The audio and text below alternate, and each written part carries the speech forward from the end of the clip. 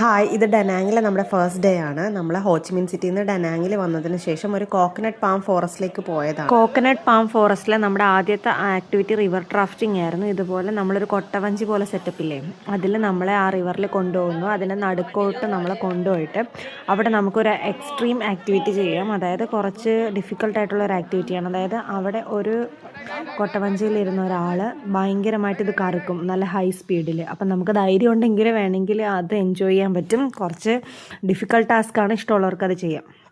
ഞങ്ങളങ്ങനെ ഇതെല്ലാം കണ്ട് എൻജോയ് ചെയ്യുമായിരുന്നു. കൂട്ടത്തിൽ കുറച്ച് വീഡിയോസൊക്കെ അങ്ങനെ എടുക്കുമായിരുന്നു. അപ്പം ഞങ്ങളുടെ അപ്പുറത്തെ വള്ളത്തിൽ ഞങ്ങളുടെ കൂടെ വന്ന ആളാണ്, അവരോട് എന്തൊക്കെയോ സംസാരിക്കും. മലയാളത്തിലാണ് ചോദിക്കുന്നത്, കേൾപ്പിക്കാതെ.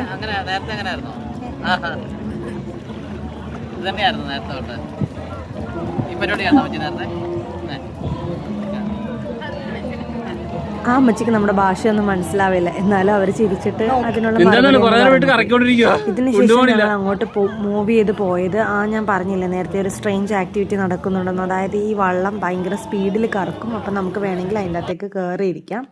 അത് ഇതിങ്ങനെയാണ് കേട്ടോ, ഇവർ കാണിക്കുന്നുണ്ടോ, ഇതിനേക്കാളും സ്പീഡിലാണ്. നമ്മൾ അതിൻ്റെ അകത്ത് കയറുമ്പോൾ അവർ നമ്മളെ ഒരു എക്സ്ട്രീമായിട്ട് കറക്കും. നമുക്ക് ഇഷ്ടമുണ്ടെങ്കിൽ ഈ അഡ്വഞ്ചറസ് ആക്ടിവിറ്റി ചെയ്യാം. അവിടെ ഞങ്ങൾക്ക് ആർക്കും താല്പര്യമില്ലായിരുന്നുകൊണ്ട് ഞങ്ങളൊന്നും കയറിയില്ല. നേരെ പോകുമ്പോഴേ പേടിയാവും. അപ്പോൾ ഇത്ര സ്പീഡിൽ കറക്കുമ്പോൾ നമുക്ക് ശരിക്കും പേടിയാവും.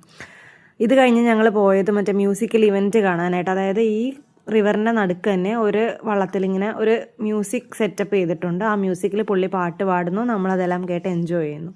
കോപ്പിറൈറ്റ് വരാതിരിക്കാനായിട്ട് പാട്ട് ഞാൻ വെക്കുന്നില്ല, ജസ്റ്റ് ഒരു സോങ് ആയിരുന്നു. ഇതായിരുന്നു നമ്മുടെ ഡനാങ്ങിലെ ആദ്യത്തെ ആക്ടിവിറ്റി.